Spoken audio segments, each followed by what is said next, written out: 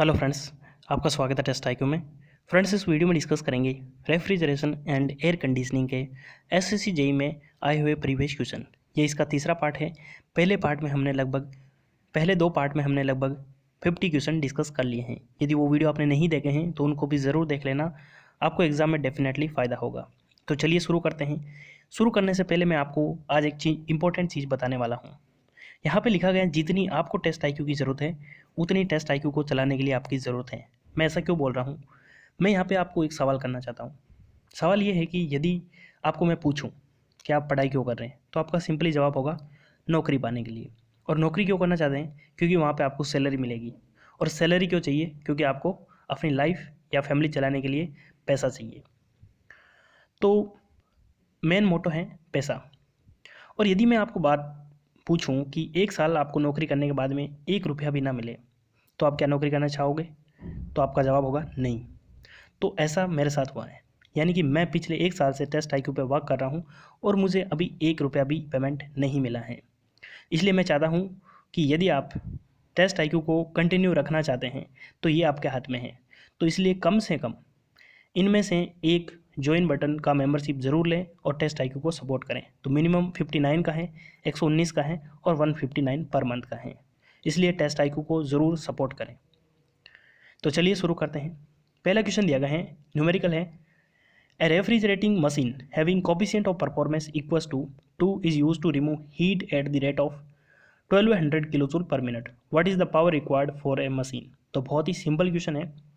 यहाँ पे आपको पावर रिक्वायर्ड यानी कि वर्क डन निकालना है। तो सीओपी क्या होता है? सीओपी होता है desired effect upon work input. तो यहाँ पे सीओपी आपको कितनी दे रखी है? 2। और डिजायर्ड इफेक्ट यानी कि जो हीट रिमूव हो रही है वो कितनी हो रही है? 1200 किलो जूल पर मिनट। लेकिन यहाँ पे आपको किलो वाट में इसको कन्वर्ट करने के लिए किलो जूल पर सेकेंड में कन्वर्ट होगा करना पड़ेगा। तो 1200 बटे मैं 60 से डिवाइड कर देता हूँ तो ये आपका किलो जूल पर सेकेंड में हो जाएगा। यानी कि ये आ जाएगा आपके 20 किलो जूल पर सेकेंड, यानी कि किलो वाट में कन्वर्ट हो जाएगा। तो डिजायर्ड इफेक्ट कितना है आपका? 20। तो वर्क इनपुट आपका कितना हो जाएगा? W बराबर मैं यदि बात करूं तो ये आपका हो जाएगा 20/2 यानी कि 10 किलोवाट। तो जो वर्क होता है वही पावर होती है। तो यहाँ पे ऑप्शन डी करेक्ट हो जाएगा। अगला क्वेश्चन देखते हैं। Efficiency of Carnot engine is 75% if the cycle direction is reverse, COP of the reverse Carnot cycle is. तो यदि मैं बात करूं, इसको रिवर्स करते हैं तो रिवर्स करने के बाद में या तो हीट पंप बनता है या फिर रेफ्रिजरेटर बनता है। लेकिन यहाँ पे कुछ लिखा गया नहीं है, ना हीट पंप के बारे में लिखा गया है ना रेफ्रिजरेटर के बारे में लिखा गया है। तो यदि मैं बात करूं इंजन की, तो इंजन क्या करता है? हायर टेम्परेचर से हीट लेता है और लोअर टेम्परेचर को वो हीट रिमूव कर देता है, यानी क्यू रिजेक्शन यहाँ पे आ जाएगा और वर्क प्रोड्यूस करेगा। तो ये टी लोवेस्ट हो जाएगा। अब मैं सारी डायरेक्शन को रिवर्स करता हूँ तो ये डायरेक्शन इधर हो जाएगी, ये वर्क कंज्यूम करने लग जाएगा और हीट इधर जाएगी। यानी कि हीट हम किसको दे रहे हैं? हायर टेम्परेचर को। और यदि हम हायर टेम्परेचर को हीट दे रहे हैं तो वो क्या बनेगा? हीट पंप बनेगा। यानी कि सीओपी ऑफ हीट पंप की बात करूँ तो 1 एफिशिएंसी ऑफ इंजन होता है। एफिशिएंसी कितनी दे रखी है? 75%। तो मैं 0.75 लिख दूंगा, यानी 1/0.75 कितना हो जाएगा? 1.33। तो यदि आप इसको हीट पंप मानते हैं तो यहाँ पे ऑप्शन ए करेक्ट हो जाएगा। यदि इसको रेफ्रिजरेटर मानते हैं तो -1 यानी कि 0.33 आ जाएगा। लेकिन इस एसएससी ने यहाँ पे मेंशन नहीं किया कि ये पंप है या फिर रेफ्रिजरेटर है। तो यहाँ पे आपको हीट पंप ही मानना है। तो यहाँ पे ऑप्शन ए करेक्ट हो जाएगा। नेक्स्ट क्वेश्चन दिया गया है, refrigeration system work on second law of thermodynamics, first law, 0th law या फिर नन ऑफ दीज। यहाँ पे मैं एक चीज़ आपको बताना चाहता हूँ। फर्स्ट लॉ क्या कहता है? फर्स्ट लॉ का दूसरा नाम है quantitative law. Quantitative law, quantitative law क्यों है? क्योंकि ये सिर्फ क्वांटिटी के बारे में बताता है, यानी कि वर्क जो है वो हीट में कन्वर्ट हो सकता है या फिर हीट वर्क में कन्वर्ट हो सकती है। यहाँ पे लॉसेस कितना हो रहा है, किस डायरेक्शन में हीट फ्लो हो रही है, वो फर्स्ट लॉ नहीं बताता। लेकिन यदि मैं बात करूँ सेकंड लॉ, तो ये क्या है? Qualitative law. क्वालिटेटिव लॉ यानी कि ये क्वालिटी के बारे में बताता है, यानी कि हीट किस डायरेक्शन में जा रही है, हीट का लॉसेस कितना हो रहा है, वो सेकंड लॉ बताता है। तो रेफ्रिजरेशन सिस्टम में बात करूँ मैं, यदि रेफ्रिजरेटर की या हीट पंप की बात करूँ तो वहाँ पे हीट का डायरेक्शन होता है, हीट लॉसेस कितनी हो रही है, इन सब बारे में बात होती है। इसका मतलब रेफ्रिजरेशन सिस्टम जो है वो सेकंड लॉ पे बेस्ड है। तो यहाँ पे ऑप्शन ए करेक्ट हो जाएगा। और जीरोथ लॉ सिर्फ टेम्परेचर के बारे में बताता है। अगला क्वेश्चन दिया गया है, what happen to the COP of heat pump when the temperature difference between the source and sink is decreased. तो सीओपी क्या होती है हीट पंप की। तो COP of heat pump T highest upon T highest minus T lowest. तो ये नीचे यहाँ पे क्या है डिफरेंस है, तो यहाँ पे डिफरेंस क्या हो रहा है डिक्रीज हो रहा है। तो यदि ये डिफरेंस डिक्रीज होता है तो सीओपी क्या हो जाएगी इंक्रीज हो जाएगी, यानी ऑप्शन यहाँ पे डी करेक्ट हो जाएगा। अगला क्वेश्चन देखते हैं, टन ऑफ रेफ्रिजरेशन मीन। तो मैंने आपको पहले भी बताया था 1 टन ऑफ रेफ्रिजरेशन क्या होता है। तो यदि मैं बात करूँ 1 टन ऑफ रेफ्रिजरेशन, इसकी वैल्यू होती है 3.5 किलोवाट या फिर 210 किलो जूल पर मिनट। ये वैल्यू तो आपको याद होगी, लेकिन 1 टन का मतलब क्या होता है, यानी कि 1000 किलोग्राम आइस जो कि 0 डिग्री सेल्सियस पे है, उसको 0 डिग्री सेल्सियस के वाटर में कन्वर्ट करना, वो भी 24 आवर में, उसको हम बोलते हैं। यानी कि 1000 किलोग्राम आइस को 0 डिग्री सेल्सियस से 0 डिग्री सेल्सियस के वाटर में कन्वर्ट करने के लिए 24 घंटे में जितनी हीट रिक्वायर्ड होती है उसको वो हम बोलते हैं 1 टन ऑफ रेफ्रिजरेशन। तो ये हीट कितनी रिक्वायर्ड होती है 3.5 किलोवाट। तो यहाँ पे ऑप्शन कौन सा करेक्ट हो जाएगा, the rate of heat exchange in 1 ton. तो यहाँ पे ऑप्शन सी करेक्ट हो जाएगा। अगला क्वेश्चन दिया गया है, if the Carnot refrigerator has a COP is 6, what is the ratio of lower to the higher absolute temperature. तो यहाँ पे रेफ्रिजरेटर की बात हो रही है, तो सीओपी ऑफ रेफ्रिजरेटर क्या हो जाएगा T lowest upon T highest minus T lowest. और यदि मैं इसको टी लोवेस्ट से डिवाइड कर देता हूँ तो ये हो जाएगा आपके T highest upon T lowest -1। और यहाँ पे कितना दे रखा है, इसकी वैल्यू 6 दे रखी है। यानी मैं इसको इधर लेके जाऊँ और इसको इधर लेके जाऊँ तो ये क्या हो जाएगा 1/6 is equals to T highest upon T lowest -1। और यदि मैं इसको और सिंप्लीफाई करूँ, T highest upon T lowest is equals to 1 + 1/6, 1/6 + 1 यानी कि 7/6 हो जाएगा। लेकिन यहाँ पे आपको क्या दे रखा है ratio of lower to the higher temperature.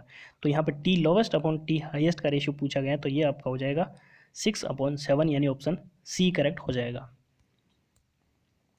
अगला क्वेश्चन दिया गया है, water by evaporating cooling can theoretically be cooled down to. तो वाटर जो है उसको इवोपोरेटिव कूलिंग के अंदर कितना कूल कर सकते हैं। तो यदि हम बात करते हैं वाटर की, तो उसको हम वेट बल्ब टेम्परेचर तक कूल कर सकते हैं। तो यहाँ पे ऑप्शन सी करेक्ट हो जाएगा। इस क्वेश्चन को हम पहले वीडियो में डिस्कस कर चुके हैं। What happen to the COP of heat pump when the temperature difference between the source and sink is increased. तो यहाँ पे दिया गया है जो डिफरेंस है वो इंक्रीज होता है। तो अभी हमने डिस्कस किया था डिक्रीज का, और यहाँ पे क्वेश्चन पूछ लिया है इंक्रीज का। तो सीओपी ऑफ हीट पंप क्या हो जाएगा T highest upon T highest minus T lowest. ये डिफरेंस जो है वो यदि इंक्रीज होता है तो सीओपी क्या हो जाएगी डिक्रीज हो जाएगी। तो यहाँ पे ऑप्शन ए करेक्ट हो जाएगा। अगला क्वेश्चन दिया गया है, which of the following equation is true for work required by heat pump. तो हीट पंप या फिर हम रेफ्रिजरेटर की बात करते हैं तो ये वर्क कंज्यूमिंग डिवाइस है, यानी कि ये वर्क को कंज्यूम करती हैं। और यदि हम बात करें इंजन की, तो इंजन क्या होता है वर्क प्रोड्यूसिंग डिवाइस होता है। तो यदि मैं बात करूँ रिवर्सिबल और इरिवर्सिबल की, तो इंजन क्या होता है वर्क प्रोड्यूस करता है। इसलिए यदि मैं बात करूँ work done for reversible engine की, तो इंजन का रिवर्सिबल इंजन का वर्क ज़्यादा होता है कंपेयर टू इरिवर्सिबल वर्क। यदि मैं बात करूं हीट पंप की, तो हीट पंप जो है वो आपका वर्क एब्जॉर्बिंग है। तो रिवर्सिबल जो होता है वो कम वर्क को एब्जॉर्ब करता है। तो यहाँ पे हमारा ऑप्शन सी करेक्ट हो जाएगा। Work done of heat pump for reversible condition is less than for irreversible, क्योंकि रिवर्सिबल कंडीशन में लॉसेस कम होते हैं। अगला क्वेश्चन दिया गया है, a Carnot heat pump is use to maintain a room temperature of T degree Celsius. The initial temperature of room was -10 degree Celsius. If the power requirement of pump is 20 kilowatt and the heat provided to the room is 150 kilowatt, what will be the value of T? तो यहाँ पे आपको T की value बतानी है। बहुत ही अच्छा question है। मैं चाहता हूँ कि वीडियो को पॉज करके इसका आप सॉल्यूशन निकालें, उसके बाद में आप आंसर दें। तो सबसे पहले आप देखिए यहाँ पे हीट पंप की बात हो रही है। तो यदि मैं हीट पंप की बात करूँ तो COP क्या हो जाएगी, COP वर्क डन अपॉन यानी कि desired effect upon work input होता है। तो वर्क जो है वो कितना है, heat provided to the room is 150 kilowatt. तो जो डिजायर्ड इफेक्ट यानी हीट है वो 150 है और वर्क इनपुट कितना 20। तो यदि मैं COP की बात करूँ तो COP आपके यहाँ पे वैल्यू आ जाएगी 7.5। और यदि मैं टेम्परेचर के रूप में COP निकालूँ तो हीट पंप क्या हो जाएगा, हीट पंप में T हाईएस्ट ऊपर आता है, लेकिन डिग्री सेल्सियस में पूछा गया है तो 273 में ऐड कर दूंगा और T highest minus T lowest, यानी कि यदि मैं डिफरेंस की बात करूँ तो T+10 हो जाएगा। तो यदि इसको आप सोल्व करते हैं यानी कि इसकी वैल्यू कितनी है 7.5, तो मैं इसको मल्टीप्लाई कर देता हूँ, यानी कि 7.5T plus 75 is equals to T+273। तो यहाँ पे कितना हो जाएगा 6.5T इज इक्वस टू हो जाएगा 198। तो यहाँ से वैल्यू आ जाएगी टी की वैल्यू आ जाएगी आपके 30.46। तो यहाँ पे ऑप्शन बी करेक्ट हो जाएगा। अगला क्वेश्चन देखते हैं। A refrigeration plant operate in reverse Carnot engine, the temperature is maintain as -10 degree Celsius and the heat is transferred at the rate of 10 kilowatt. The heat is transferred from the cycle to atmosphere at temperature 25 degree Celsius. What is the power required to drive the plant? तो यहाँ पे आपको पूछा गया है कि कितनी power required होगी। तो इसको आप अपनी नोटबुक में सॉल्व कीजिए, उसके बाद में सॉल्यूशन देखिए। तो यहाँ पे दिया गया है the temperature is maintain at -10 degree Celsius, यानी कि हमको लोवेस्ट टेम्परेचर मेंटेन करना है। इसका मतलब ये क्या है, रेफ्रिजरेटर है। तो COP ऑफ रेफ्रिजरेटर क्या हो जाएगी, desired effect upon work input. तो डिजायर्ड इफेक्ट यानी कि हीट रेट कितनी है 10 kilowatt upon work input is equals to T lowest upon T highest minus T lowest. तो T लोवेस्ट कितना है -10, यानी कि इसको मैं केल्विन में कन्वर्ट करूंगा तो 273 -10 यानी कि 263। और यदि मैं डिफरेंस की बात करूं 25 और -10 तो ये हो जाएगा आपके 35। तो यहाँ से आपका वर्क डन आ जाएगा, वर्क डन कितना आ जाएगा 35 इंटू 10 यानी 350 अपॉन 263। यदि आप इसको डिवाइड करते हैं तो वैल्यू आती है 1.33, जो कि ऑप्शन सी में दिया गया है। अगला क्वेश्चन देखते हैं। While working as a heat engine, the efficiency is 40%. If the cycle is reversed and made into a heat pump, what is the coefficient of performance of heat pump? बहुत ही simple question है। तो COP of heat pump is equals to 1 upon efficiency of engine. तो efficiency कितनी है 0.4 है, तो यहाँ पे 1 आ जाएगा, पॉइंट को हटाऊंगा तो ये आ जाएगा 5/2 यानी कि 2.5। तो यहाँ पे ऑप्शन डी करेक्ट हो जाएगा। यहाँ पे आपको ध्यान क्या रखना है, हीट पंप है या फिर रेफ्रिजरेटर है। तो हीट पंप है तो सिर्फ सिंपली आपको रिवर्स करना है, और यदि रेफ्रिजरेटर दे रखा हो तो -1 करना भूलना नहीं है। अगला क्वेश्चन देखते हैं। If the ratio of the lower to the higher temperature is 7/8 then the COP of Carnot refrigerator is. तो बहुत ही सिंपल क्वेश्चन दिया गया है। यहाँ पे COP ऑफ रेफ्रिजरेटर की हम बात करते हैं तो T lowest upon T highest minus T lowest होता है, ये सभी को पता है आपको। तो यदि मैं T लोवेस्ट से डिवाइड कर देता हूँ तो ये आपका हो जाएगा T highest upon T lowest -1। तो 1 अपॉन यहाँ पे वैल्यू दे रखी है आपको लोअर टू द हायर, यानी कि 7/8 को मैं रिवर्स करूँगा तो 8/7 हो जाएगा -1। यू मैं इसको 7 को LCM लेता हूँ तो ये 7 ऊपर चला जाएगा और 8 - 7 आ जाएगा, यानी कि COP आपके आ जाएगी 7। तो यहाँ पे ऑप्शन बी करेक्ट हो जाएगा। अगला क्वेश्चन देखते हैं। ये यहाँ पे जो जितने भी क्वेश्चन दिए गए हैं वो सब भी 2018 में है और मैक्सिमम क्वेश्चन जो है COP पे बेस्ड हैं। If the efficiency of Carnot engine is 40% then COP of the refrigerator. यहाँ पे देखिए सेम क्वेश्चन पूछा गया है, यानी कि वो क्वेश्चन जो था पिछला वहाँ पे भी एफिशिएंसी 40% दे रखी थी, लेकिन वहाँ पे हीट पंप दे दिया था और यहाँ पे रेफ्रिजरेटर। इसका मतलब जो 2018 में पेपर दिया गया था वो किसी और सेट में हीट पंप के बारे में पूछ लिया और किसी दूसरे सेट में रेफ्रिजरेटर में पूछ लिया। तो यहाँ पे आपको एक चीज़ पता चलती है कि जो डिफरेंट टाइप के सेट बनते हैं तो वहाँ पे सेम क्वेश्चन को अलग अलग तरीके से पूछ लिया जाता है, इसलिए आपको सभी तरह का आंसर पता होने चाहिए। तो वहाँ पे आपकी मैक्सिमम क्वेश्चन आप राइट कर सकते हैं। तो यहाँ पे COP of refrigerator +1 is equals to क्या हो जाएगा 1 अपॉन एफिशिएंसी, क्योंकि COP ऑफ हीट पंप होता है, यानी कि 1 + COP of refrigerator is equals to COP of heat pump is equals to 1 efficiency of engine होता है। तो यहाँ पे देखिए ये कितना आ जाएगी वैल्यू, ये आपकी वैल्यू आ जाएगी 2.5 अभी हमने निकाली थी। तो COP ऑफ रेफ्रिजरेटर कितनी आ जाएगी 2.5 -1 हो जाएगी। तो यहाँ पे ऑप्शन बी करेक्ट हो जाएगा। अगला क्वेश्चन देखते हैं। A Carnot heat pump is working with efficiency of 50%. The cycle is converted into heat pump after reversing. Then what will the coefficient of performance of heat pump? तो यहाँ पे same question पूछा गया है। तो COP of heat pump है तो आपको सिंपली क्या करना है, रिवर्स करना है। तो रिवर्स करना है तो कितना हो जाएगा 0.5, यानी कि ऑप्शन यहाँ पे सी करेक्ट हो जाएगा 2। अगला क्वेश्चन दिया गया है which term clearly define the degree of सब कूलिंग। तो यहाँ पे आपको बताना है डिग्री ऑफ सब कूलिंग का क्या मतलब होता है। यदि मैं TS डायग्राम आपको बताता हूँ, ये आपका TS डायग्राम होता है, ये सैचुरेटेड कर्व होता है। तो यहाँ पे देखिए ये डायग्राम आपने देखा ही होगा सिंपली। लेकिन यदि मैं बात करूँ यहाँ पे ये जो सैचुरेटेड लिक्विड होता है, तो यदि मैं इसको और कूल करता हूँ तो ये क्या होता है आपका, ये जो लिक्विड है और कूल हो जाता है, इसको हम बोलते हैं सब कूलिंग। तो यहाँ पे हमारा आंसर जो है वो क्या करेक्ट हो जाएगा, the temperature difference between the saturated liquid and actual temperature of liquid. यानी कि ये जो मान लो एक पॉइंट यहाँ पे 2 और ये 3 और ये 3 डैश, यानी कि जो आपका डिग्री ऑफ सब कूलिंग है वो कितना हो जाएगा 3 - 3 डैश हो जाएगा। यानी कि ये जो 3 पॉइंट है ये सैचुरेटेड लिक्विड है और ये एक्चुअल टेम्परेचर ऑफ लिक्विड है। तो इन दोनों का जो डिफरेंस होता है इसको हम बोलते हैं डिग्री ऑफ सब कूलिंग। तो यहाँ पे ऑप्शन ए करेक्ट हो जाएगा। अगला क्वेश्चन दिया गया है the effect of reducing the evaporator pressure on the simple vapour compression refrigeration cycle is. तो सबसे पहले आपको पता होना चाहिए कि जो इवोपोरेटर है वो VCRS में कहाँ लगा होता है। तो यहाँ से देखिए 1 से लेके जो 2 है वहाँ पे क्या लगा रखा है, कंप्रेसर। कंप्रेसर 2 से 3 जो है वो आपका कंडेंसर यानी कि हीट रिमूव होती है। 3 से 4 एक्सपांसन डिवाइस है और 4 to 1 जो है वो आपका इवोपोरेटर लगा हुआ है।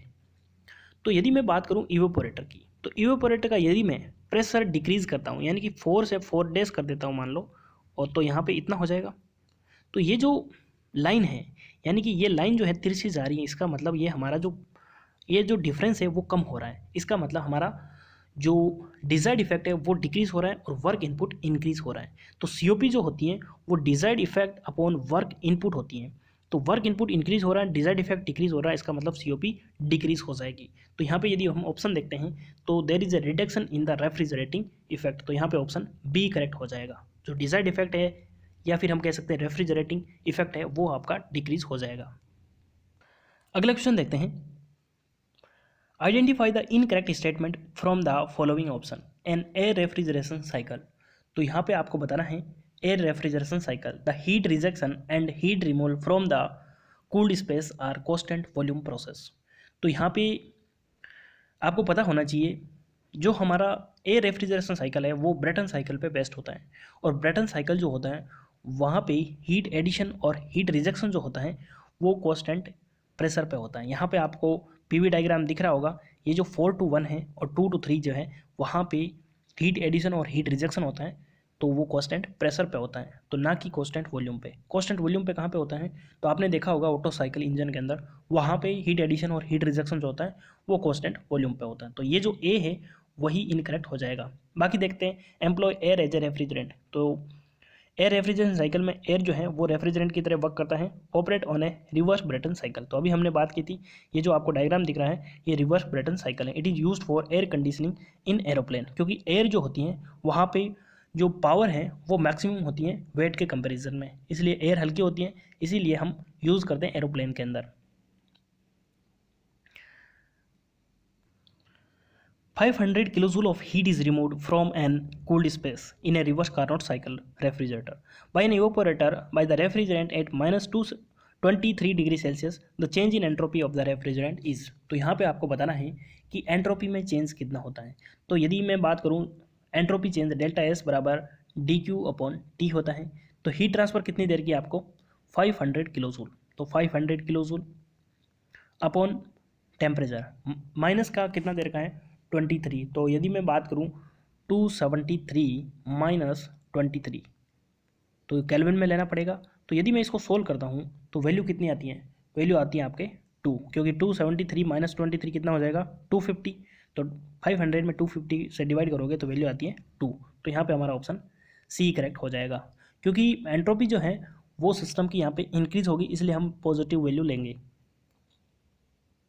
अगला क्वेश्चन दिया गया 1 ton of refrigeration is equal to, बहुत ही सिंपल क्वेश्चन है।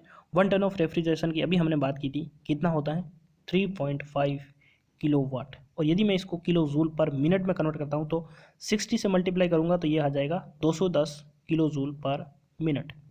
तो यहाँ पे हमारा ऑप्शन बी करेक्ट हो जाएगा। यदि आपको किलो कैलोरी में पूछ ले तो 50 किलो कैलोरी पर मिनट होता है। ये वैल्यू भी आपको याद रखनी चाहिए। अगला क्वेश्चन देखते हैं। The specific enthalpy of a refrigerant in a vapour compression refrigeration cycle are entrance of evaporator 100 kilo joule per kilogram, exit of evaporator 1200 kilo joule per kilogram, entrance of condenser 300, the coefficient of performance. बहुत ही ज़्यादा important question है ये, इस video का सबसे best question है। मैं चाहता हूँ कि वीडियो को पॉज करके आप इसका सोल्यूशन निकालें। यदि आपको ये क्वेश्चन आता है तो आपका वेपर कंप्रेशन रेफ्रिजरेशन सिस्टम से कोई भी क्वेश्चन एसएससी जेईई का आपको गलत नहीं होगा, क्योंकि इससे हार्ड क्वेश्चन नहीं आता। हार्ड क्वेश्चन नहीं है, लेकिन यहाँ पे आपको कंसेप्ट को समझने की ज़रूरत है। तो सबसे पहले आपको ये पता होना चाहिए कि जो 1 और 2 है यहाँ पे क्या लगा हुआ है, कंप्रेसर, 2 और 3 के बीच में कंडेंसर, और 3 और 4 के बीच में एक्सपांसन डिवाइस, और 4 और 1 के बीच में इवोपोरेटर लगा हुआ है। ये चीज़ आपको पहले पता होनी चाहिए। उसके बाद में यहाँ पे हम देखते हैं कि हमको क्या दिया गया है और हमको निकालना क्या है। एंट्रेंस ऑफ इवेपोरेटर, तो यदि मैं बात करूँ एंट्रेंस ऑफ इवेपोरेटर, तो इवेपोरेटर 4 और 1 के बीच में लगा हुआ है, इसका मतलब एंट्रेंस कहाँ पे है 4 पे। तो H4 की वैल्यू आपको दे रखी है 100 किलो जूल पर किलोग्राम, ठीक है। उसके बाद में एग्जिट ऑफ इवेपोरेटर, तो यहाँ पे आपको वैल्यू दे रखी है एग्जिट ऑफ इवेपोरेटर, तो एग्जिट ऑफ इवेपोरेटर कितना हो जाएगा H1। तो H1 की वैल्यू आपको कितनी दे रखी है 1200। उसके बाद में दे रखा है एंट्रेंस ऑफ कंडेंसर, तो कंडेंसर 2 और 3 के बीच में है, तो यहाँ पे आपको H2 की वैल्यू दे रखी है, कितनी दे रखी है 1300 किलो जूल पर किलोग्राम। तो COP क्या हो जाएगी, COP होती है desired effect upon work input. तो डिजायर्ड इफेक्ट यानी कि हीट हम कहाँ से एब्जॉर्ब कर रहे हैं 4 और 1 के बीच में, यानी कि इवेपोरेटर का काम होता है हीट एब्जॉर्ब करना। तो यानी कि H1 माइनस H4 हो जाएगा। और वर्क इनपुट हम कहाँ पे देते हैं, कंप्रेसर में देते हैं, और कंप्रेसर कहाँ पे लगा हुआ है यहाँ पे, कंप्रेसर 1 और 2 के बीच में, यानी कि H2 माइनस H1 हो जाएगा। तो H1 कितनी है 1200 माइनस H4 कितनी है 100 है, तो यहाँ पे वैल्यू कितनी हो जाएगी 1100 upon H2 minus H1। H2 की वैल्यू कितनी है 1300 माइनस H1 की वैल्यू है 1200। तो 1200 और 1300 में डिफरेंस कितना है 100 का, यानी कि वैल्यू यहाँ पे COP कितनी आ जाएगी 11। तो यहाँ पे ऑप्शन डी करेक्ट हो जाएगा। बहुत ही सिंपल क्वेश्चन है, लेकिन यहाँ पे कंसेप्ट था कि वैल्यू आपको कौन सी दे रखी है। अगला क्वेश्चन दिया गया है, ये क्वेश्चन भी काफ़ी अच्छा है। Operating temperature of A cold storage is -2 degree Celsius from the surrounding at ambient temperature of 40 degree Celsius, heat leaked into the cold storage is 30 kilojoule. If the actual COP of plant is 1/10th of the maximum possible COP, then what will be the power required to pump out the heat to maintain the cold storage temperature at -2 degree Celsius. तो यहाँ पे आपको बताना है कि power required कितनी होगी। बहुत ही अच्छा क्वेश्चन है, वीडियो को पॉज कीजिए, इसका सॉल्यूशन निकालिए। यदि आप इसका सॉल्यूशन कर देते हैं तो आपकी तैयारी काफ़ी अच्छी है। तो चलिए देखते हैं इसका सॉल्यूशन। सबसे पहले हम मैक्सिमम COP कौन सी होती है, कार्नोट COP।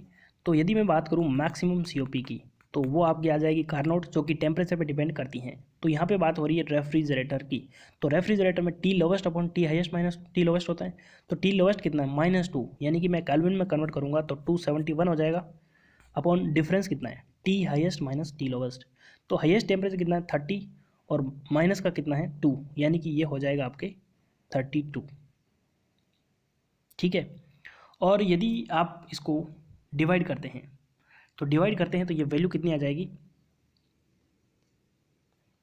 यहाँ पे वैल्यू जो टेम्परेचर की है वो हाईएस्ट की 40 डिग्री है, मैं 30 डिग्री ले रहा था, जो कि मैंने गलत ले लिया है। मैंने यहाँ पे जो है हीट स्टोरेज है वो देख लिया था। तो यहाँ पे COP मैक्सिमम कितनी हो जाएगी, लोवेस्ट कितना है 271, और डिफरेंस जो है 40 और -2 का कितना हो जाएगा 42।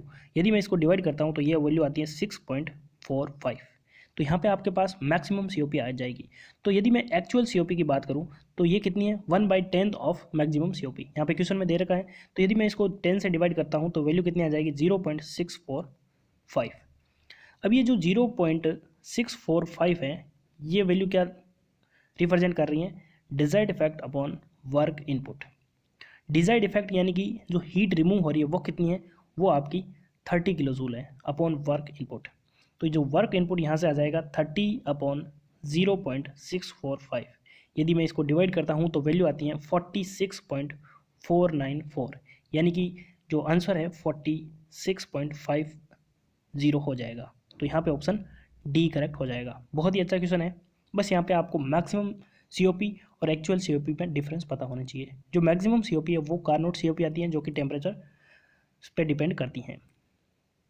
तो फ्रेंड्स, ये था वीडियो। आपको वीडियो कैसा लगा कमेंट बॉक्स में ज़रूर बताना, और यदि आपको वीडियो पसंद आता है तो वीडियो को लाइक करें, दोस्तों के साथ शेयर करें और चैनल पर सब्सक्राइब ज़रूर कर लें। फ्रेंड्स, टेक्निकल वीडियो में बनाने में काफ़ी मेहनत लगती है, इसलिए वीडियो को शेयर ज़रूर करें और टेस्ट IQ को सपोर्ट ज़रूर करें।